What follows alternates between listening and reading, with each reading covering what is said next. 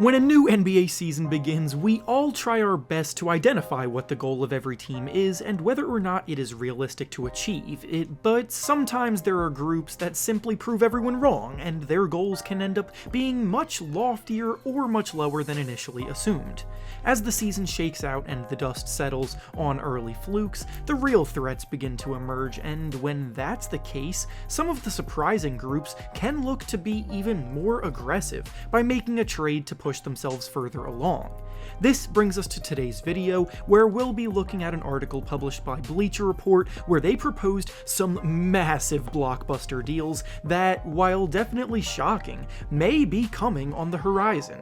As always, I'll be going through each one, analyzing whether each deal is even realistic, why or why not each side would want to do it, and who the trade favors in the end. Before we start though, make sure to like the video and subscribe to the channel, as all support is very much appreciated. Now with that being said, let's begin. The first trade proposed in the article is between the Miami Heat and the Washington Wizards, and in it the Heat receive Kyle Kuzma, Monte Morris, and Will Barton in exchange for Kyle Lowry, Haywood Highsmith, and a protected first-round pick. The Miami Heat were the 1 seed last season, but after a quiet offseason where they lost PJ Tucker and didn't really make any other signings to bolster their roster, they are now starting off the new year slowly with a record of 7 wins and 8 losses. One of the primary factors contributing to this is the fact that Kyle Lowry, who they traded for in hopes of title contention, just isn't the player that he used to be, and his production is starting to fade. He's shooting the ball poorly, he's not the floor general he used to be, and his impactful defense just isn't quite there anymore. It's a tough spot for the Heat to be in, because they are still paying him a sizable contract this season and next season as well, so seeking out a trade would be in their best interest, but the issue is that I don't see why other teams would trade for Lowry if this is the kind of price tag that it takes to get him. For one, the Wizards are actually looking solid this season, and Kyle Kuzma alone probably has more value than Lowry at this point. Then when you throw in Morris and Barton as well, the trade gets even more lopsided, even if a first-round pick gets thrown in. The Wizards paid Bradley Beal a lot of money to keep him around, and they want to win as long as he is there, and this trade makes them a worse team. The Wizards absolutely say no to this unless the Heat bring more to their offer. The next proposal in the article is between the Dallas Mavericks and the Brooklyn Nets, and in it the Mavericks receive Kyrie Irving in exchange for Tim Hardaway Jr. and Dwight Powell. The Nets are in such a tough spot at the moment. Kyrie Irving, regardless of what you think about his situation, is missing time because of something unrelated to basketball, and plenty of rumors have been swirling about Kyrie potentially being moved at the end of this saga. The Nets need guys they can count on in their rotation to salvage their season. Simultaneously though, Irving is in the last year of his contract, and his value as a result of all of this is likely incredibly low, so the Nets can't really expect to get much back for him. The Mavericks, on the other hand, have made sense as an Irving suitor for some time now because people have been begging them to find Luka Doncic a star-caliber partner to run the show with, and if they added Kyrie Irving to the fold, that could potentially be the boost that they need to make a run to the finals they covet so badly. Tim Hardaway Jr. gives the Nets more security for the next 3 seasons, despite obviously not being as talented as Irving, and Powell adds a much-needed big man to the team's rotation, so this is honestly something I believe both teams would at least consider. The Nets may decline it just because Irving's talent alone may be worth sticking it out for, but if that whole saga gets worse, then this kind of swap isn't necessarily crazy to me.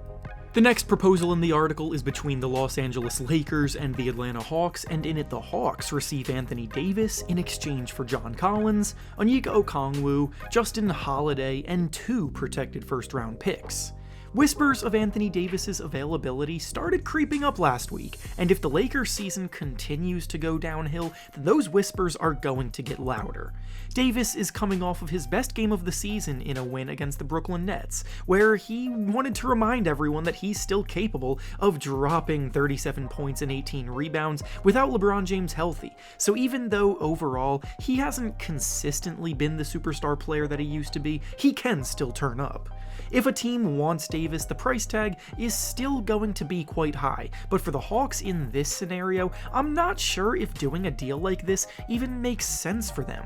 I've said this many times in the past, but I think Onyeka Okongwu is one of the most underrated big men in the entire NBA right now, just waiting for his opportunity to overtake the starting center position behind Clint Capella.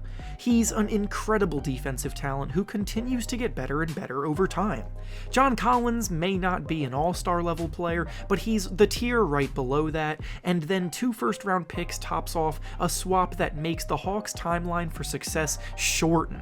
Okongwu is still 21 years old, and John Collins is just 25 years old, while Anthony Davis is turning 30 later this season, and his best days very well may be behind him. I know the Lakers would embrace a trade like this to both bolster their rotation, give them a better outlook for the future, and replenish some draft assets, but the Hawks would have to be confident that Davis raises their ceiling immediately, and I'm not positive that he does that. The next proposal in the article is between the New York Knicks and the Brooklyn Nets, and in it the Knicks receive Kevin Durant and the Nets receive Julius Randle, Emmanuel Quickley, Derrick Rose, and 4 first-round picks. Kevin Durant playing in the mecca of basketball seemed inevitable at one point, but he chose instead to go to the other New York organization, and look what that's gotten him. If the Nets do end up blowing things up after their disappointing start, the Knicks absolutely make sense as a suitor for him. They were heavily involved in the Donovan Mitchell sweepstakes before the Cavaliers swooped in and stole him away, and they still have all of the assets available to them to throw at a new star player.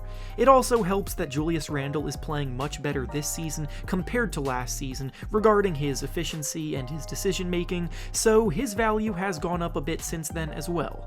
The Nets have stated that they want to remain competitive after any potential trades, which is obviously difficult to do if you're shipping out Kevin Durant, but getting a player like Randle back, along with veteran Derrick Rose and youngster Emmanuel Quickley, isn't the worst group of players by any means. Plus, 4 first-round picks, with 3 of them being unprotected, is a boatload.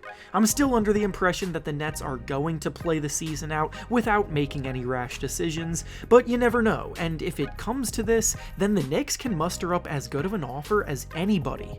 And finally, the last trade proposed in the article is between the Utah Jazz and the Indiana Pacers, and in it the Jazz receive Miles Turner in exchange for Talen Horton-Tucker, Walker Kessler, Rudy Gay, and a protected first-round pick. The Jazz were not supposed to be here, but it doesn't look like they plan on leaving the playoff hunt anytime soon. They're in 4th place in the Western Conference standings right now, and with the emergence of Lauri Markkanen, along with a rock-solid rotation filled with players buying into their roles, they look like one of the most balanced units in the NBA. Miles Turner, meanwhile, has been very clear about his wishes to be traded, and while the Jazz may not have been a team anyone originally had in mind, I actually think this swap makes a ton of sense.